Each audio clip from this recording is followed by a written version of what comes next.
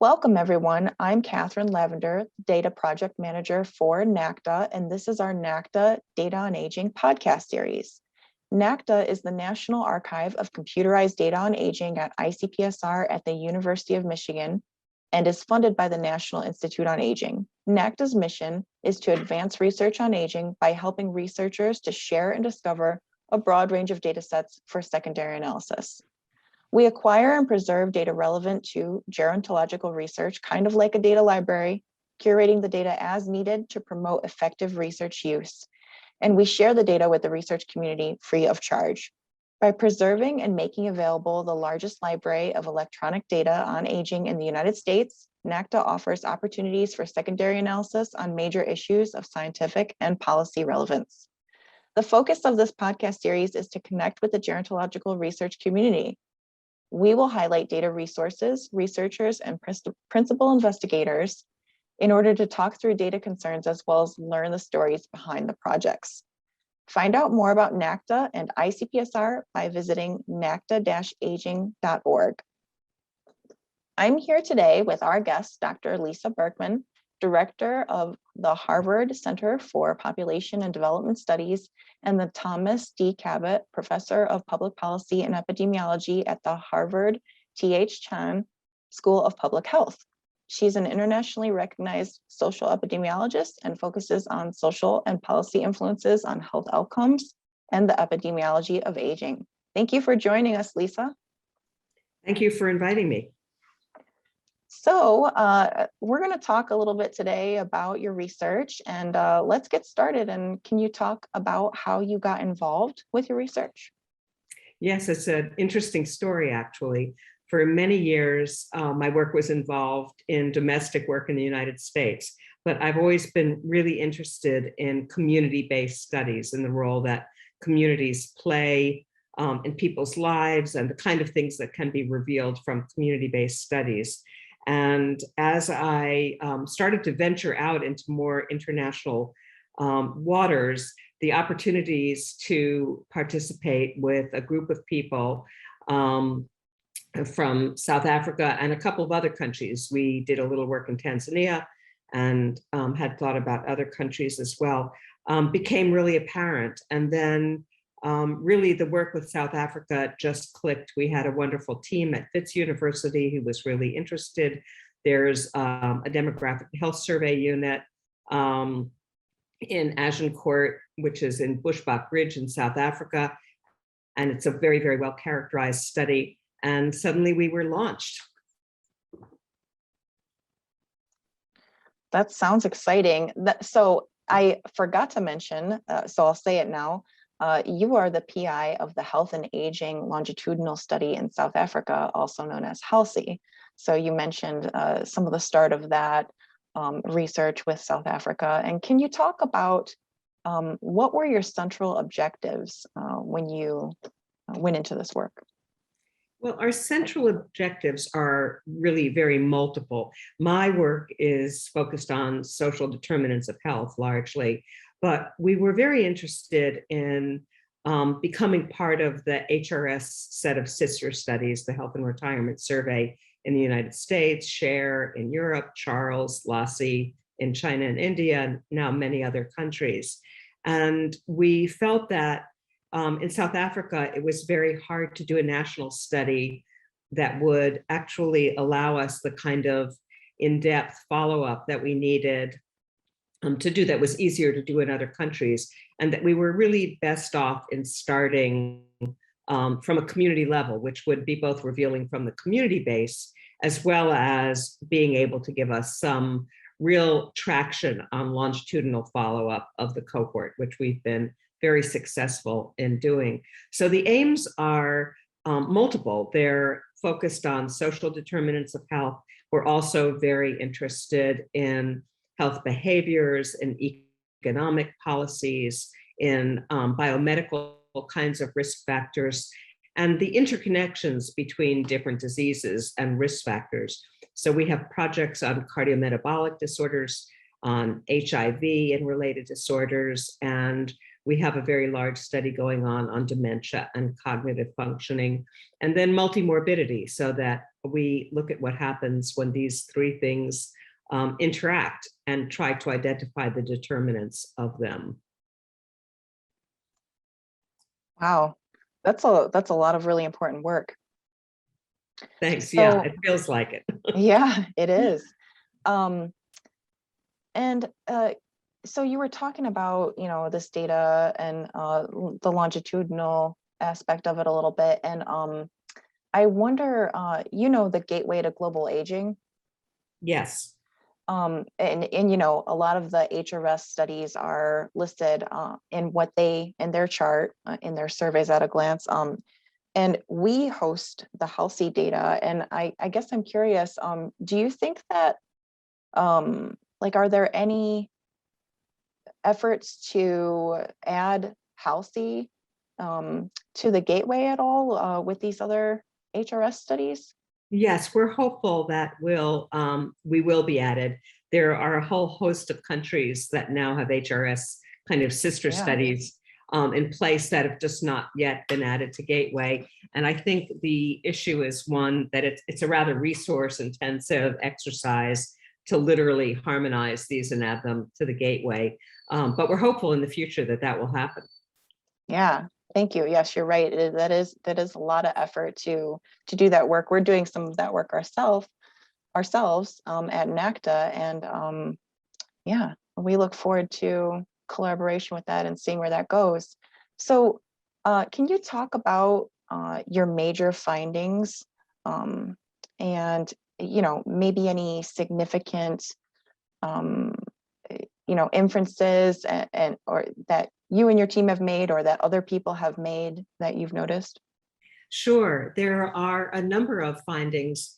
Let me think a little bit by each project.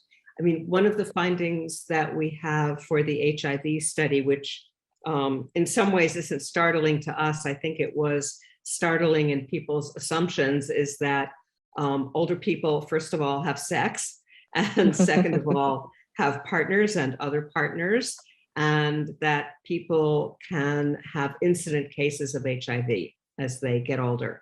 And so while during kind of reproductive years, people have kind of a consciousness of like protection for birth control and use of condoms and things like that. At older ages, that falls away.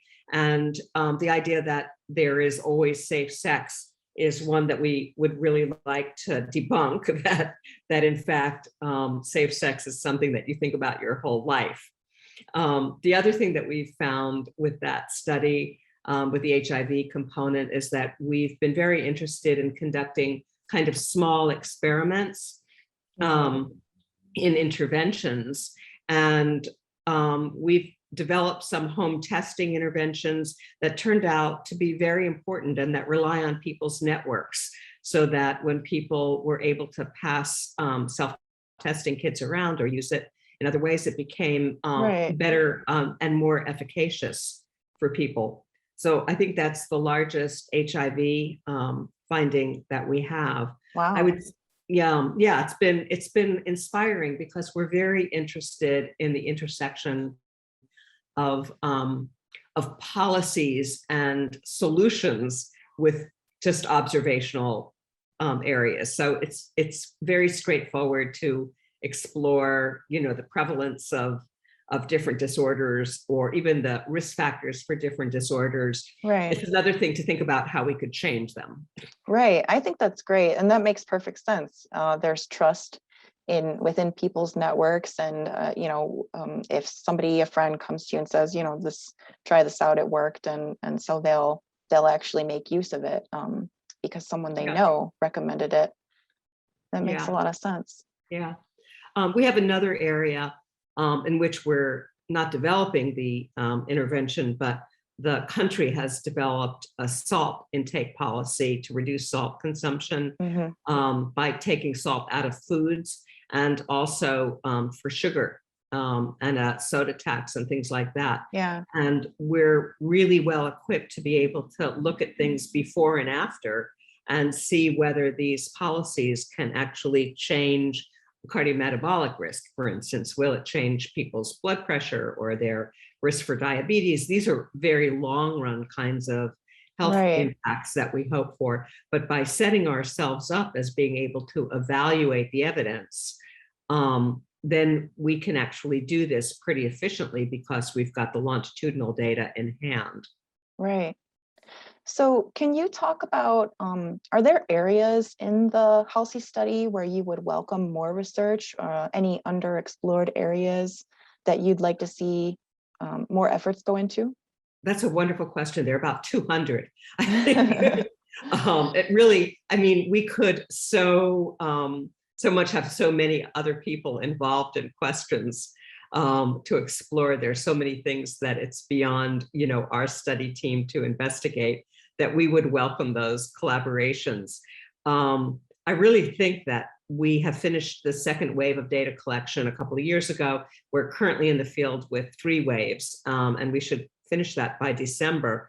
And then it takes us like kind of a year, less than a year, to give you those data so that they become in the public domain. And at that point, we'll have 3 waves of data, and even 2 are actually quite interesting to explore issues about changes. So very few people have looked at changes in cognition. It takes a couple of waves. This is a group of people in South Africa who, under apartheid, were not able to gain education, were prohibited in many cases from getting extra years. So it remains a very interesting question to look at in low literacy populations.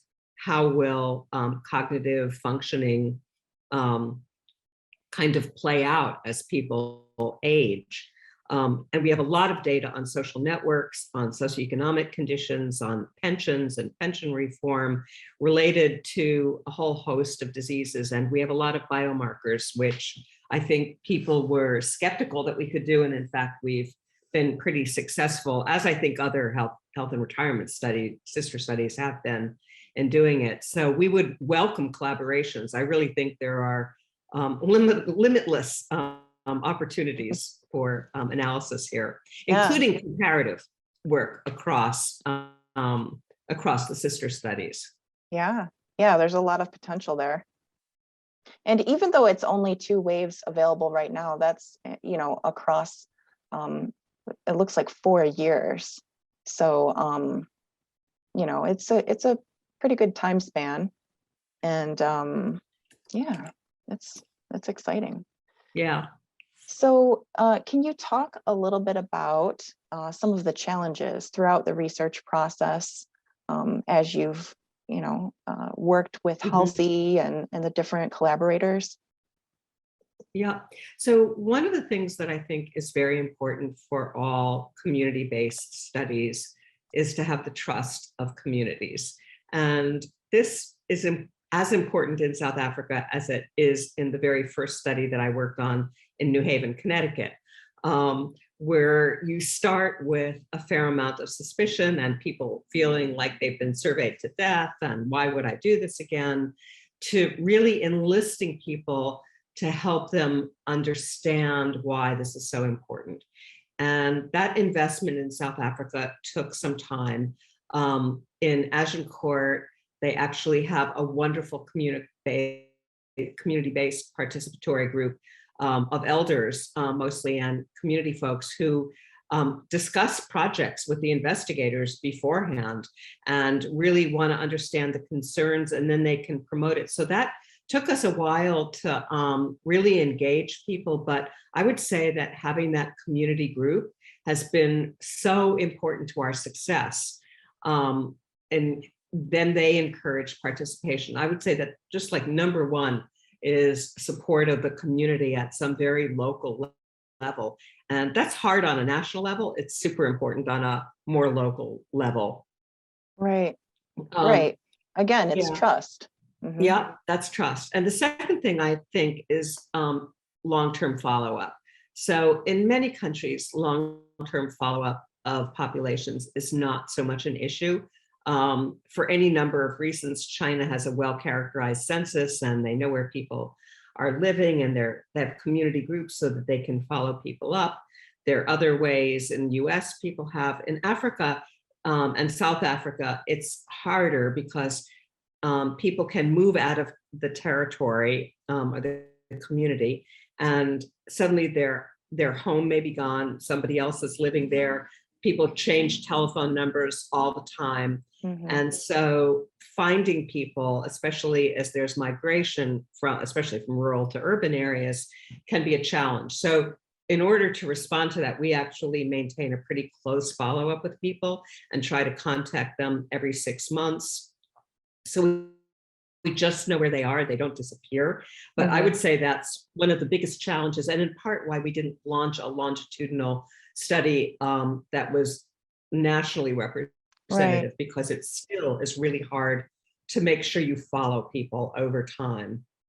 Right. Yeah, that must take an enormous amount of effort. And then, you know, it even, I mean, I don't know how much change there's been within your research team, but making sure that everybody within the research team, you know, knows who they're following up with, you know, like some people might gain a rapport with some of these respondents and their networks. Yeah.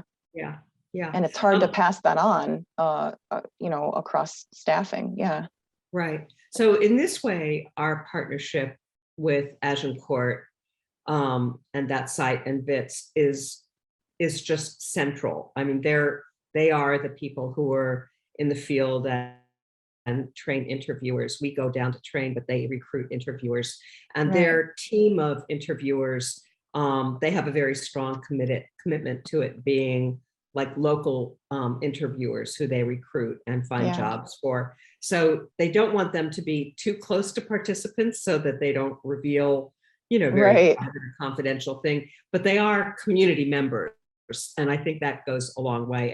And the Agincourt site has been just outstanding in its commitment to that kind of field work, and has a large staff of field workers who are available for any number of sites. Yeah, they sound very dedicated. Yeah, it's kudos to them. It would be very hard. We couldn't do it, honestly. We couldn't do it without having this very genuine partnership with them. Well, thank goodness for that. So, what advice would you give to someone trying to use the HAALSI data for secondary analysis? Well, I think it's pretty straightforward, to tell you the truth. I think it's in many ways quite comparable to the Health and Retirement Survey. There are some pieces that are more novel and sort of innovative. We have a very good section on social networks because it was something that was very close to my heart that I felt was very important. Yet using those data requires some degree of knowledge about social network analysis and how to code things and choices that you have to make. So I think it's complicated. I also think that people have to be thoughtful about how they use some of the biomarkers. And in part, again, that's been an issue across many of the studies where the assays for the dry blood spots that we used, and we also have some venous blood for other purposes, like the assays change over time. Sometimes they're quite comparable and in good shape, and other times we have some data on diabetes that still seems a little not quite logical to us, that we're still exploring to see whether there are genuine differences or differences in you know, just the assays and how they were done. And I would say also we have a lot of cognitive data. Cognition has been one of our really very, very important areas, and we have been part of HCAP, the cognitive battery harmonization studies that have been going on. And we are very careful and have developed some very innovative approaches for assessing cognition in low literacy test settings. So in settings where people can't read, a lot of the cognitive tests can be quite challenging, and certainly some of the numerical-based ones are challenging, and they require, I think, some special care in analyzing them. They're fine data. They're actually terrific data, but you have to be thoughtful about how we're putting them together. Right. Yeah, that makes sense. I was just looking at our study page, and there are over 4,000 variables in the HALSI data set. So there's definitely, you can tell that there's a large variety of topics, but also a lot of care that went into those different topics and how they turn into 4,000 variables in the Yeah, data set. Yeah. that's funny. I've never counted. That seems like a lot. Well, Overwhelming. we have the numbers, on Yes. hand, so it's easy for me to pull up. So, can you talk a little bit about what excites you about being a researcher now? Oh, that's a great question too. I think what excites me now is moving on to new areas and trying to think about policy implications. So I would say for the first half of my career, I probably really, I truly focused on understanding social determinants of health in a very observational way with no attempt to change anything, just an attempt to kind of identify factors that would help to shape or predict health outcomes, especially for older people. And now what is really interesting for me is to think about how to produce change. Like, what is it that we can do that will make people healthier Yeah. or have higher levels of well-being? So I've become very invested in workplace initiatives. I'm really interested in how work itself is a social determinant of health, and how companies and employers, workplaces change all the time. It's super interesting to think Yeah. about whether they can change things to be health promoting. I think the same is true in many countries around education still. So anything that we can do to improve educational experiences that lead to better work opportunities and just better educations is also really important.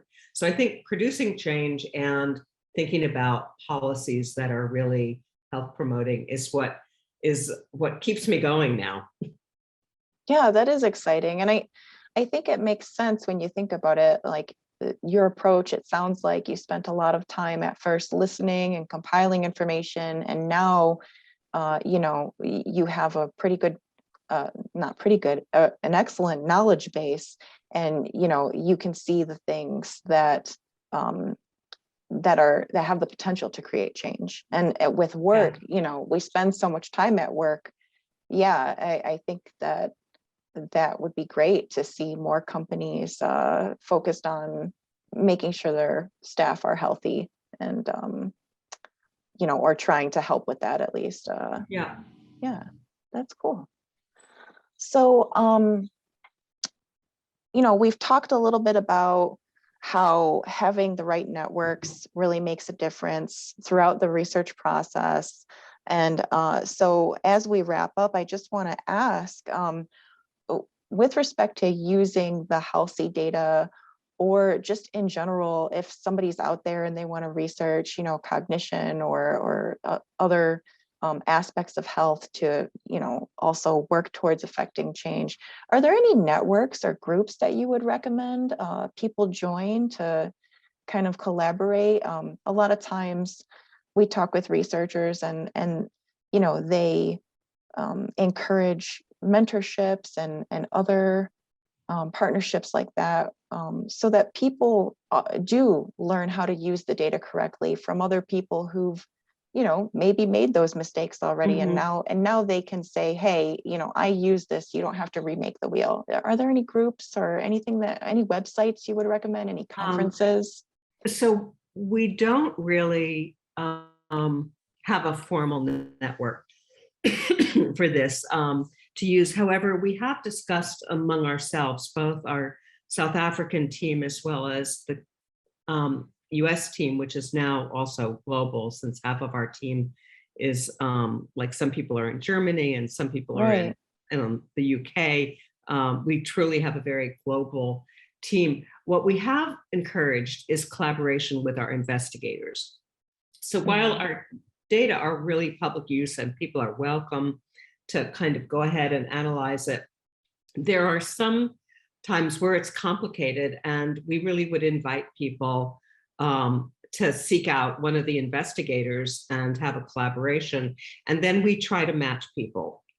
So we've often tried to match, especially folks starting in South Africa, junior investigators with more senior investigators, data that are complex, or sometimes we have some restricted data.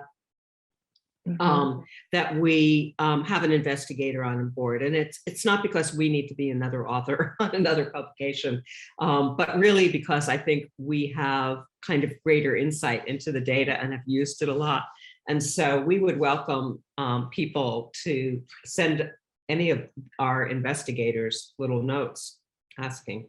Oh, that's great. Thank you so much for sharing that. I'm sure people will love to know that. And we get questions from data users asking about potential collaborations. And that's exactly one of the things we recommend is we tell them, look at the related publications, reach out to those authors. And exactly, you have to build your network, right? So no, I think it's a great idea. Cool. Well, thank you so much for talking with us today. Those are all of my official questions, but if there's anything else that you wanted to talk about related to HAALSI or your research, please, we look forward to learning more from you. I think you've covered a lot of bases. It's been really great talking with you. And you folks do a wonderful job at working with these data. So I really appreciate, putting them out there in that way. It's something that is really so much harder for us to do. And it's great that you do it and then invite people aboard. Yeah, thank you. We're very happy to share the data. And for anyone listening, you can find the HAALSI study by searching for the acronym HAALSI or by the study number 36633. You can also find it by using different search terms from topics that the study covers, or search by the principal investigator, Dr. Lisa Berkman, who we're speaking with right now. And, again, thank you so much for being here. And thank you everyone for listening to this podcast. And we'll include any links to any references in the description. And if you have any questions or ideas, please email us at icpsr-nacda@umich.edu. And thank you again, Lisa. Great. Well, thank you, Kathryn. It's been great.